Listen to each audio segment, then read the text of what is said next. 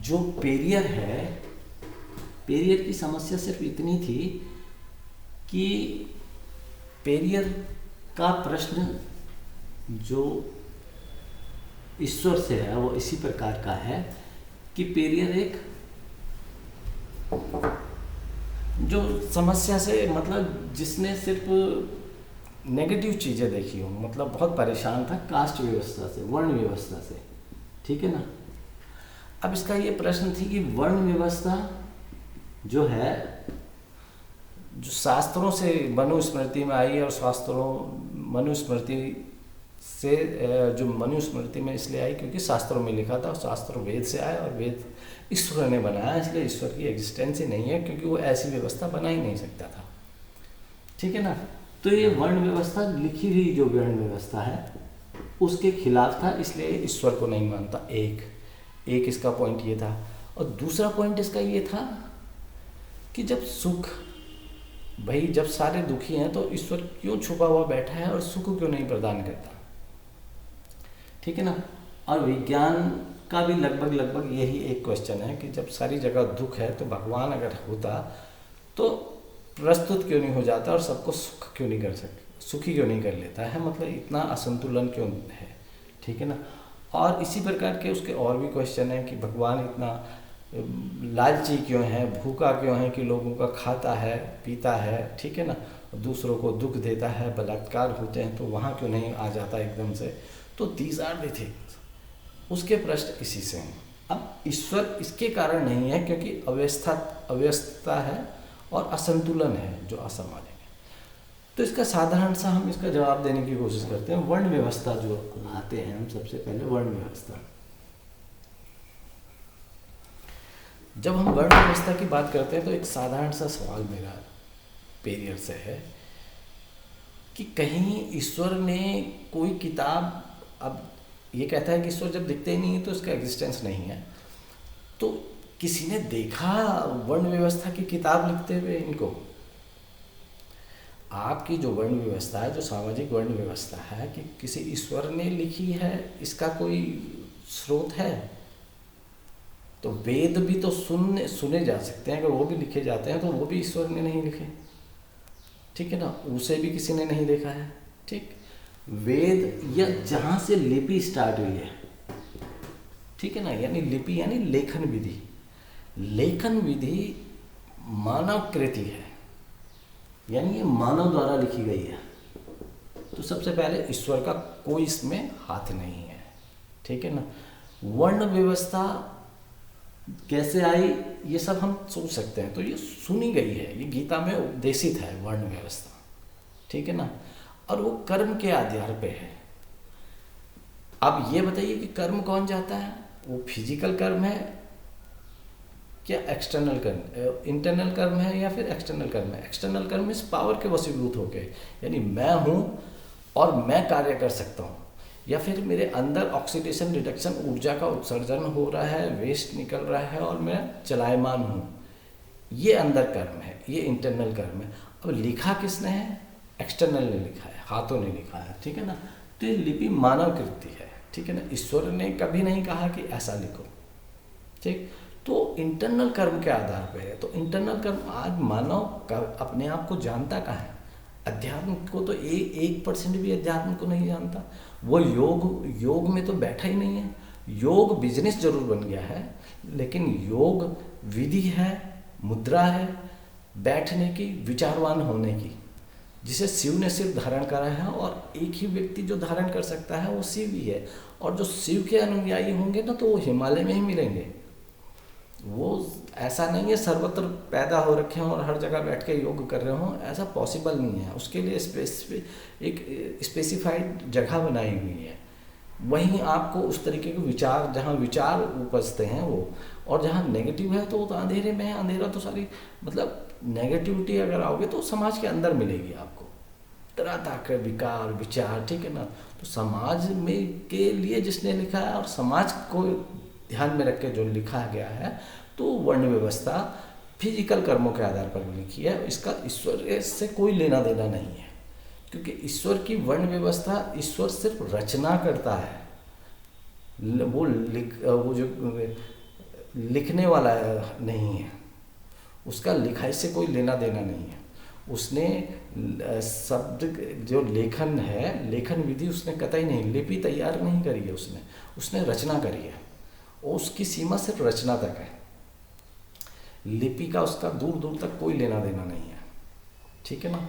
तो इस व्यवस्था को तो आप समझ गया। और ये उसकी जो वर्ण व्यवस्था है वो बिल्कुल अलग है। उसकी वर्ण व्यवस्था में आप बैठ के ध्यान को जो कहते हैं, आप ध्यान से, ध्यान अगर मुद्रा में बैठते हैं और ध्यान किस तरीके से ऊपर को कंसंट्रेट कर सकते हो, आप ईश्वरीय गुणों को कैसे प्राप्त कर सकते हो, उसकी विधि है।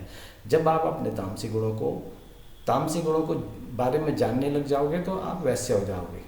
और जब इस ओर से बुद्धि सहित रहोगे और कुछ ध्यान नहीं दोगे, खाओगे पियोगे, तो आपका निम्न स्तर है। और जब आप अपने गुणों को जानना चाहोगे, आपके अंदर सद्गुण और तमस गुण की कितनी कितनी मात्रा है उसका नाप तोल करने लग जाओगे तो वैश्य हो। और अगर आप क्षत्रिय कब बनोगे? क्षत्रिय तब बनोगे जब आप तामसी गुणों का त्याग करना शुरू करोगे, यानी उनको अपनी इंद्रियों के बस में करके, और इंद्रियों के बस में ना होके इंद्रियों के बस में कर सको आप अपने तामसी गुणों को, उसको कहते हैं क्षत्रियता। और जब तामसिक गुण आपके अंदर से समाहित खत्म हो जाएंगे, डिस्ट्रॉय हो जाएंगे, तो आप सिर्फ ब्रह्म के ज्ञानी हो जाओगे, ज्ञानवान हो जाओगे, आप ईश्वरीय गुणों से ओतप्रोत हो जाओगे। तब आप में और ईश्वर में कोई फर्क नहीं रहेगा। तो ब्रह्म का ज्ञानी ही ब्रह्म आचरणीय हो जाता है, फिर उसका आचरण सिर्फ ब्राह्मण स्वरूप हो जाता है। उसको इसीलिए उसे ब्राह्मण कहा गया है। और ब्राह्मण मतलब ईश्वरीय। तो आप रचयिता हो जाओगे, लेखाकार नहीं बनोगे कभी। आप लिपि का कोई भी इन्वेंशंस, चाहे धर्म कोई इन्वेंशन नहीं करता, इन्वेंशन करता है उसका साथी विज्ञान, ठीक है ना, जो उसे खोजना चाहता है, जो उसके साथ रहता है शिष्य स्वरूप, वो लेखाकार बन सकता है। लेकिन लेखाकार वो भी नहीं बनता, वो भी रचनाकार ही बनता है। तो ये सारी सृष्टि का निर्माण कर लेता है वो, ठीक है ना। जिसे ब्रह्मा कहा गया है वो विष्णु का चेला कहा गया है। तो ब्रह्मा सिर्फ रचना करता है, लिखता तो वो भी नहीं है। ये मानव की प्रक्रिया है। और उसके अहंकार स्वभाववश जो वर्ण व्यवस्था है, मैंने कहा है, ये अर्थ के अनुकूल व्यवस्था का, जो उसके अनुकूल इसका अर्थ निकाला गया है वर्ण व्यवस्था का, उसी को कहते हैं आज की वर्ण व्यवस्था, जो आप द्वारा होगी जाती है। क्योंकि उसमें, उस व्यवस्था में अर्थ को केंद्रित करा है। और अर्थ तभी पाया जाता है कि जब कुछ समूह बहुत बड़े समाज को अपने गुलाम स्वरूप करें, तभी तो जाके उनका अर्थ बड़ा होता जाएगा। अर्थ में लोग केंद्रित हो जाएंगे और उस चक्रव्यूह में फंसे हुए लोग उनके गुलाम होते रहेंगे। ये अर्थव्यवस्था, यानी ये चाणक्य नीति है। और चाणक्य ही आपका जो अर्थव्यवस्था है, इसका रचयिता जिसको मैं मानता हूँ, वो सिर्फ चाणक्य है, इसके सिवाय कोई नहीं है। यानी भगवान ने उतर के आपकी वर्ण व्यवस्था नहीं है। एक पीरियड की बात। दूसरा पीरियड कहता है जब ये सारा भाई खाना क्यों खाते हैं, उन पे चढ़ाया क्यों जाता है। देखिए समाज दो तरीके के हैं। आप सोचिए पेरियर साहब, आप रात को उठे,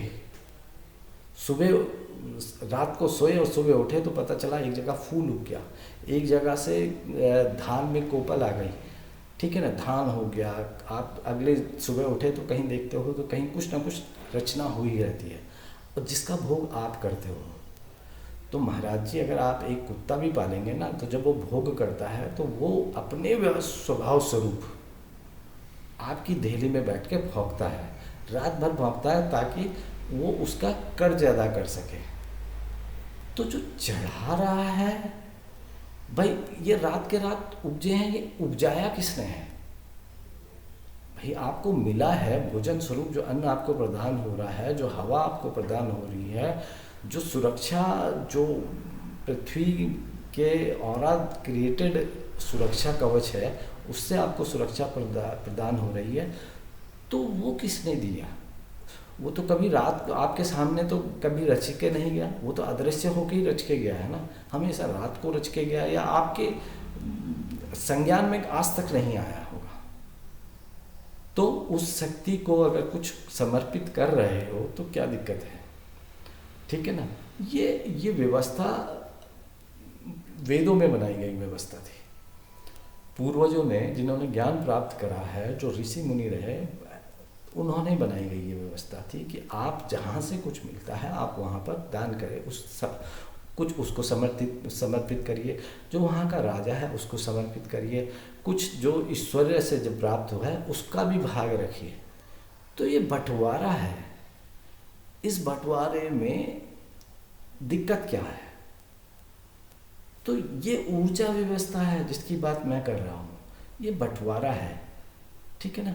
लेकिन आप अर्थव्यवस्था में रह के बंटवारा नहीं कर सकते। आप किसी एक चीज़ को मान सकते हो, या तो अर्थव्यवस्था को मानो या फिर ऊर्जा व्यवस्था को मानो। ऊर्जा व्यवस्था में कोई भी चीज़ें, ऊर्जा व्यवस्था का मतलब है दान।